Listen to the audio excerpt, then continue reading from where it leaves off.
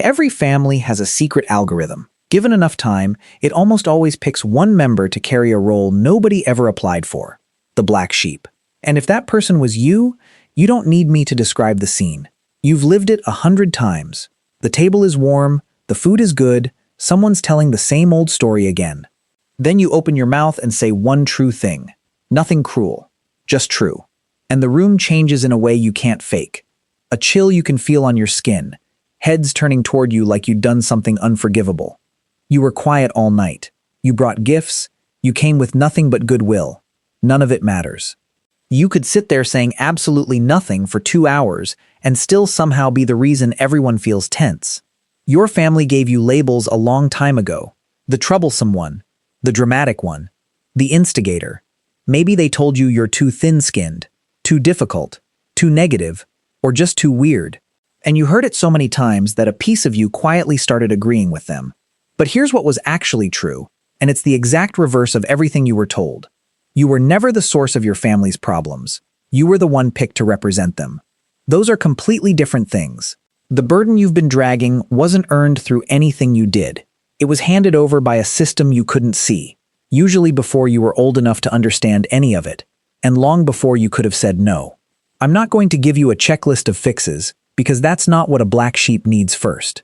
What you need first is an explanation, so let's start there. In 1988, researchers José Marques, Vicente Yzerbyt, and Jacques-Philippe Leyens published a paper in the European Journal of Social Psychology on something they named the black sheep effect. The finding is hard to swallow, but it fits your childhood like a key. Groups don't hold everyone to the same rules. When an outsider breaks the group's norms, almost nobody reacts. But when one of the group's own steps out of line, the reaction is ferocious, harsher, louder, more emotional than anything a stranger would ever get. Why the difference? Because a stranger being different changes nothing. But one of your own being different asks an uncomfortable question out loud. What if our way isn't the only way? And no group likes hearing that question. A family least of all. Family therapists use an even sharper term. Murray Bowen, the founder of family systems theory, described what professionals now call the identified patient. On paper, that person looks like the broken one, the sick one, the troublemaker. But when therapists treated the whole family as a single system, they found something that turns this whole story on its head. The identified patient is rarely the actual source of the family's dysfunction. They're the one carrying it out loud. The real problems, a marriage slowly dying, a parent's unhealed wounds, decades of things nobody was allowed to mention, all get channeled into a single person. And that person's reactions become the only visible symptom of an illness nobody will acknowledge. Think of one of those mobiles that hang over a crib. Every piece balances every other piece. Now imagine that mobile is your family, and it's holding a weight it refuses to look at. The whole structure is under strain, and a strained system has two choices: deal with the strain directly or dump it somewhere. Dealing with it is terrifying. It means adults admitting they failed. It means old wounds getting reopened. It means the family's entire identity going on trial. So the system picks the cheaper option. It bends one piece out of shape, and once that one piece is bent, every other piece finally hangs straight. Psychology has a word for this: homeostasis.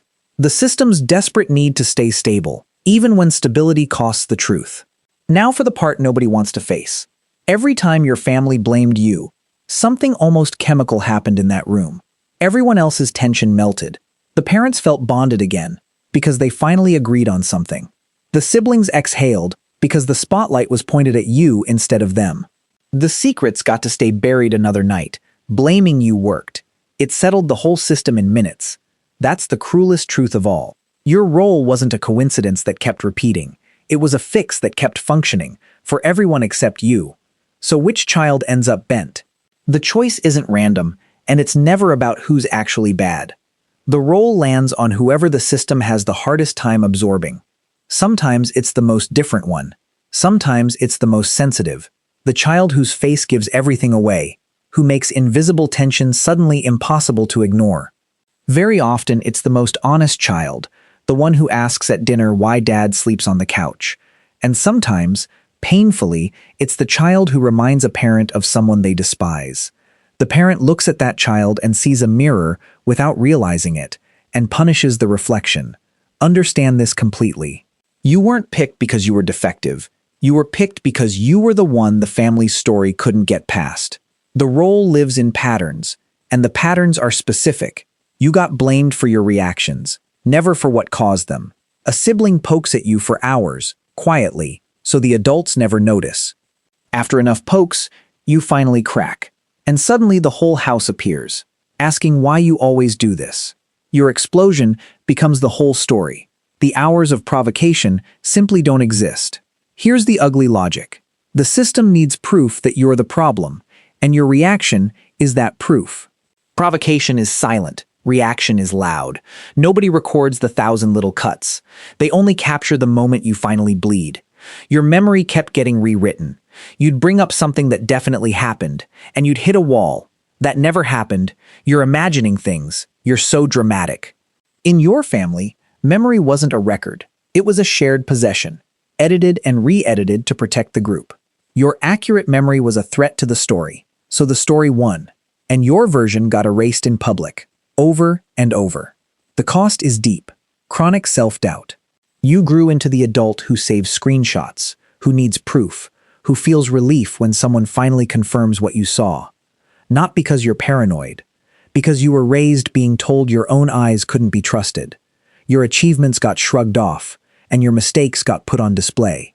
You got the degree, the job, the home. When you shared it, you got a nod and a change of subject. But the mistake you made at 19 still gets retold at every gathering, polished like a prized possession. Why? Because a black sheep who succeeds threatens the whole arrangement. The role is what holds the system together. So your wins get handled quietly and your failures stay in the open file. And somewhere along the way, good news started to feel dangerous. You stopped sharing your life with the people who were supposed to celebrate it. Guilt became the toll for every visit, charged on the way in and on the way out. You show up already tense, leave feeling hollow and ashamed, apologizing to yourself for things you can't even name. Guilt is the leash. A person who feels they owe something keeps coming back to pay it. Obligation quietly replaced belonging. Your family stopped being a place to rest and became a duty to perform. And you always felt like a guest there. The jokes you're not in on. Finding out about the wedding, the illness, the reunion after it's over. That exclusion isn't an accident. A group's closeness is actually reinforced by keeping one person on the outside. Your distance became part of their glue. Here's the cruelest irony of the whole pattern. You were punished for being clear-sighted. The exact perception that could have healed your family is what got you pushed out of it. The black sheep is the smoke alarm going off, and instead of checking for fire, the family unplugged the alarm. They treated their own warning system like it was the disease. And this pattern is older than your family. René Girard spent his life studying a mechanism that repeats across all of human history. When a group is full of tension it can't resolve, it releases that pressure by turning on a single member. Villages did it, nations did it, religions were built on it. Your family, in its small kitchen, was just repeating one of the most ancient reflexes of the human species. So the question that kept you awake, why me, what's wrong with me, was never the right question. Nothing had to be wrong with you. Something had to be wrong with the system, and somebody had to carry it. You were simply the one honest enough, sensitive enough, or different enough to get chosen. The role designed to contain a family's dysfunction often ends up producing the one person who can end it. They call you the one who left. History tends to remember people like you differently, as the one who broke the cycle.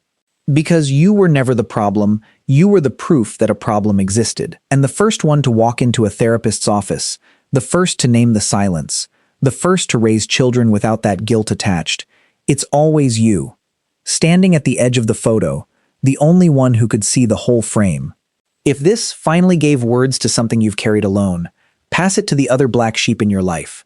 The cousin, the friend, the coworker always at the edge of the picture. They might have believed for decades that they were the problem. Now you both know better.